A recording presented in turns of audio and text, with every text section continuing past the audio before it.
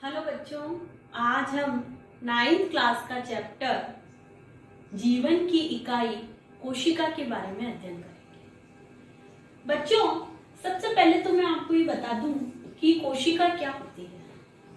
कोशिका हमारे शरीर की सबसे छोटी इकाई है, यानी कि हमारा शरीर बहुत सारी कोशिकाओं से मिलकर बना होता है। कोशिका जीवन की मौलिक इकाई होती है। कोशिका के बारे में मैं तो आपको ये और बता दूं कि कोशिका शरीर की संरचनात्मक व क्रियात्मक इकाई है।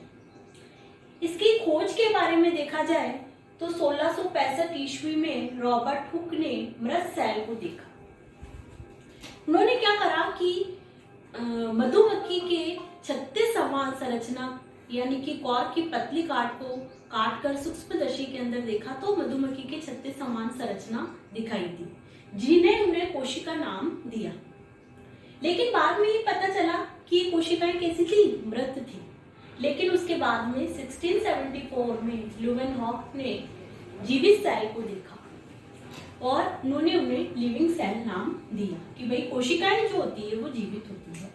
फिर 1831 में रॉबर्ट ब्राउन ने केंद्रक की खोज की थी और 1839 में जे.ई. पुरकेन्स ने जैविक पदार्थ की खोज की जिसे जीव द्रव्य नाम दिया गया, जो कोशिका के अंदर पाया जाता है।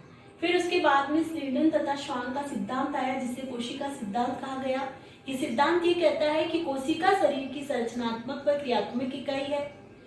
हमारा शरीर बहुत सारी कोशिकाओं से मिलकर बना होता है और कोशिकाओं का निर्माण उसके पूर्व निर्मित कोशिकाओं से ही होता है। ये सभी जो नियम है वो इस सिद्धांत के अंदर दिए गए थे। उसके बाद में हम आते हैं बच्चों कि कोशिका जो होती है, कोशिका की प्रकार जो है, कोशिकाएं दो प्रकार की होती है। एक तो होती है बच्चों एक कोशिकीय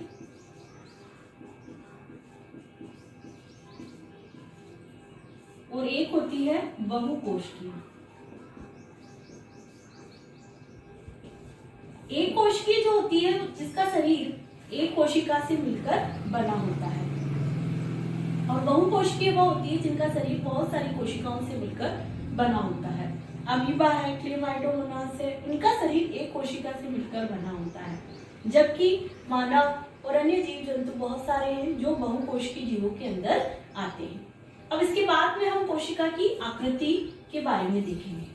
कोशिकाएं जो होती है आकृति और आकार के अंदर आपको मैं बता दूं कि जैसे ये कोशिका है, कौन सी कोशिका है, ये चिकनी पेशी कोशिका है जो पेशी कोशिकाओं के अंदर पाई जाती है। कौन सी कोशिका है, चिकनी पेशी कोशिका।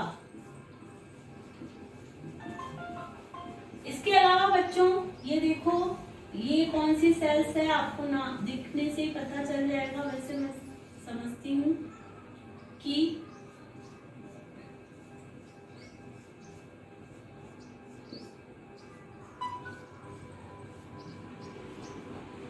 ये होती है तंत्रिका कोशिका। ये केंद्रक है इसके अंदर और ये कौन सी कोशिका है, तंत्रिका कोशिका है।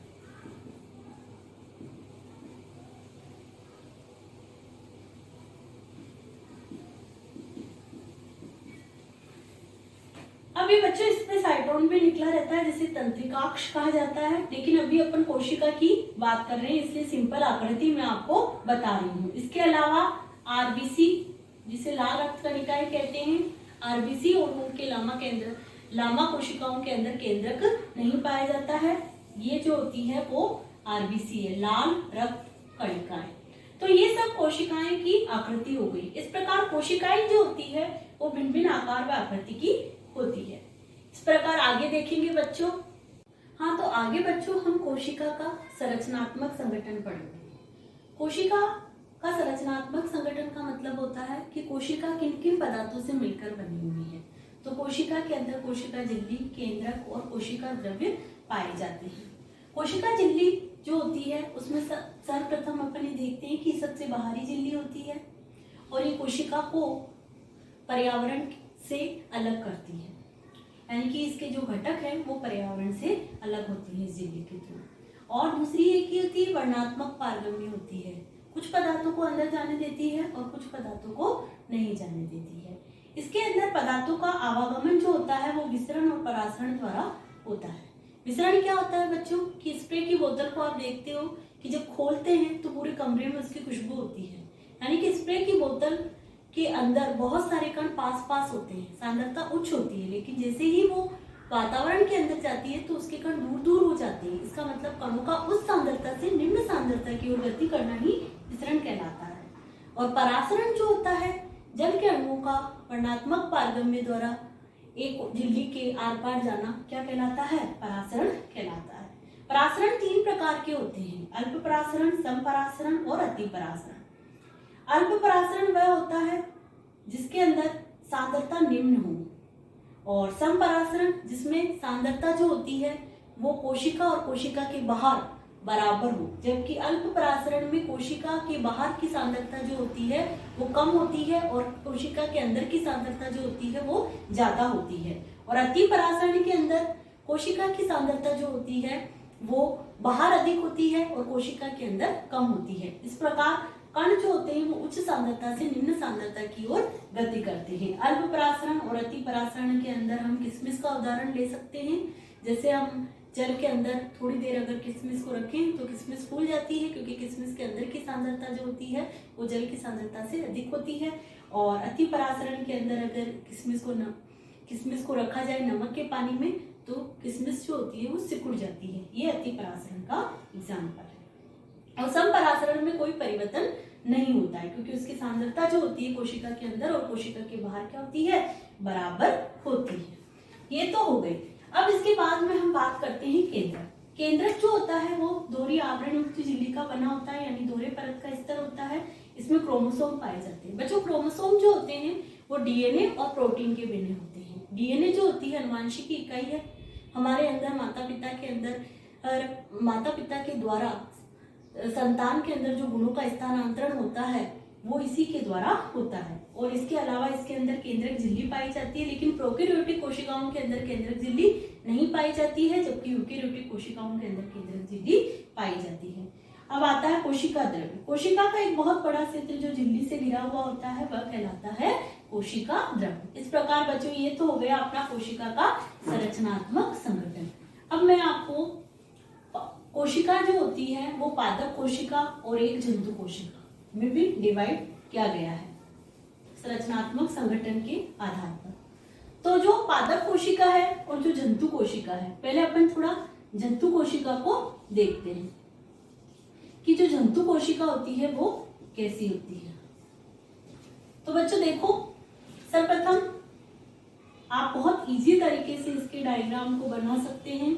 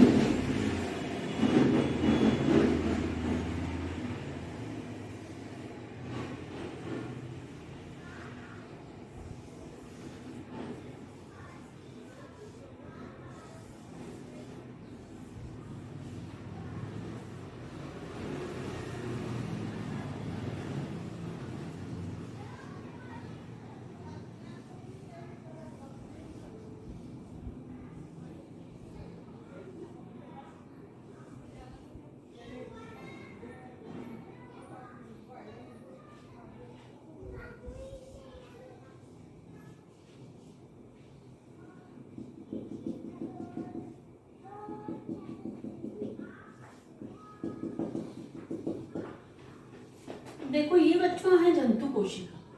इसके अंदर ये जो पाई जाती है वो है कोशिका झिल्ली।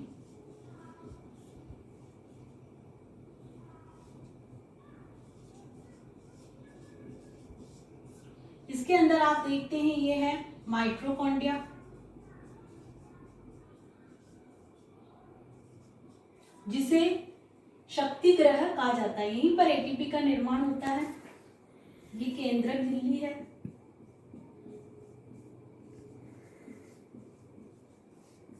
ये लाइसोसोम है।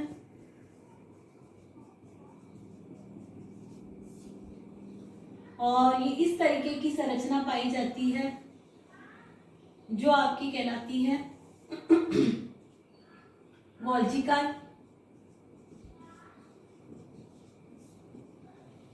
ये अंतःप्रद्रवी जालिका है।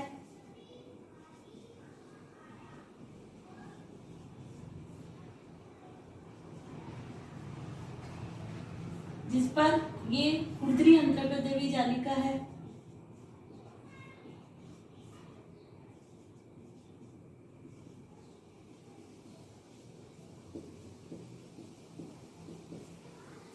ये कोशिका द्रव्य है।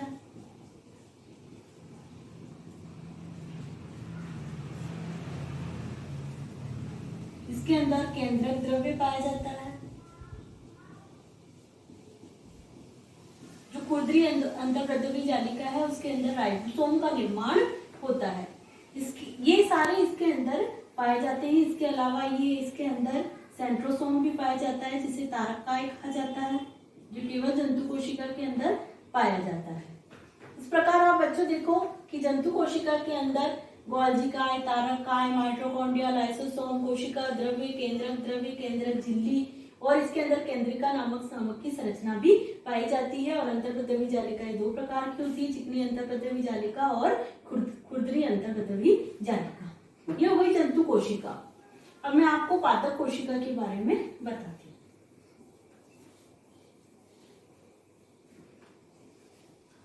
पादप कोशिका को देखो बच्चों,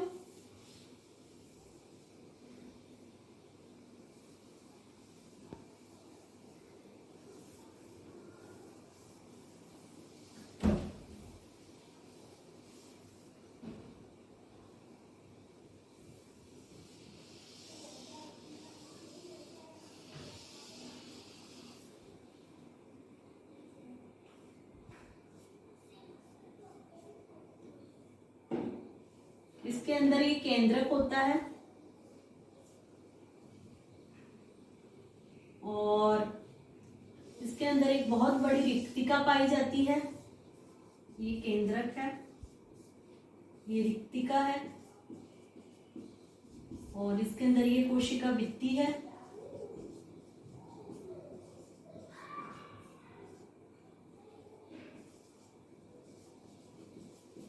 ये कोशिका झिल्ली है।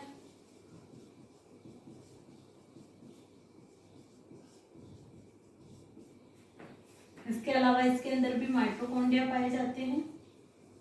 इसे कोशिका का शक्तिगृह कहा जाता है।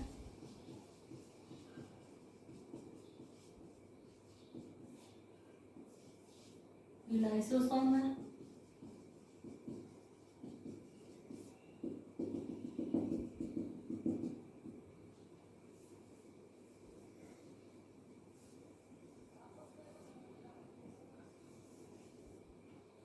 ये अंतःप्रद्रवी जालिका है।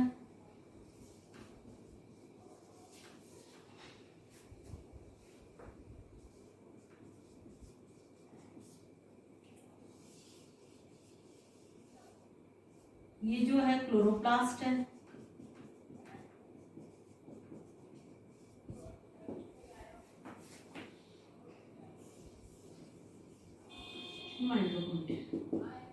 इसके अंदर अब लाइसोसोम भी पाया जाता है।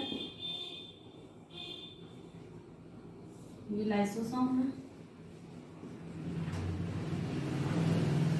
इस प्रकार आप बच्चों देखो, ये होती है पादप कोशिका।